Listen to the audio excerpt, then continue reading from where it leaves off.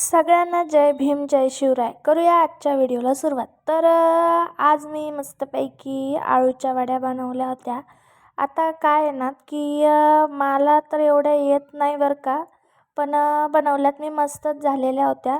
माझं खरं सांगते ना तर माझी जी पणजी आई आहे तिच्यासारख्या आळूच्या वड्या मी कोणाच्याच हातच्या खाल्ल्या नाही. आणि ती ज्या भाज्या बनवायची ना त्या इतक्या मस्त एकच नंबर राहायच्या. तसं काही बनवता आलंच नाही बरं का मला कधीच, आणि कोणाला जमणारही नाही मला तर वाटतंय.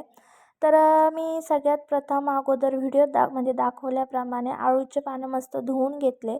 त्याच्यानंतर मग मिरच्या, लसूण, कोथिंबीर, जिरे, मोहरी आणि हळद, मीठ टाकून मिक्सरला बारीक करून घेतलं. त्याच्यानंतर व्हिडिओमध्ये दाखवल्याप्रमाणे मी बेसन पीठ मस्तपैकी असं बेस बनवून घेतला. त्या बेसन पिठाचा त्याच्यामध्ये पाणी टाकून व्यवस्थित, आणि हो, बेसन पिठामध्ये मीठ टाकताना थोडासा विचार करून टाकायचं, कारण अगोदर आपण मीठ टाकलेलं होतं. आणि मस्तपैकी ते मी थोडंसं वेळ मुरायला ठेवलं. आणि तोपर्यंत इकडं मी त्या आळूच्या पानाच्या शिरा, जे काही देठ वगैरे होतं ते काढून ते लाटून घेतलं. आता लाटायचं का, तर ते का व्यवस्थित शिजल्या जावं किंवा तोंडात आपल्या असं गुत्तावा नाही खाताना, त्यामुळे ते लाटून व्यवस्थित घ्यायचं. आणि मस्तपैकी एकावर एक ठेवून त्याला मस्तपैकी बेसन पीठ लावून घेतलं. बेसन पीठ लावल्याच्या नंतर त्याला मी पॅक कसं केलं आहे ते पण तुम्ही बघा व्हिडिओमध्ये पुढे. एकदम व्यवस्थितपणे ते पॅक करून घ्यायचं. आणि बेसन पीठ जास्त पातळही नाही करायचं आणि खूप असं घट्टही नाही करायचं, कारण ते त्याच्या आतमध्येच राहिलं पाहिजे. पातळ जर झालं तर त्या बेसन पिठाचा जो बेस बनवलेला आहे आपण त्याचा काहीच उपयोग नाही. त्यामुळे एवढं पातळ बेसन पीठ करायचं नाही. थोडंसं हळूहळू पाणी टाकायचं.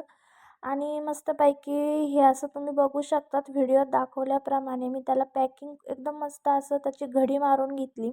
आणि घडी मारून मी त्या जी पुरणाची माझी चाळण आहे तर त्या चाळणीत मी ते ठेवून दिलं.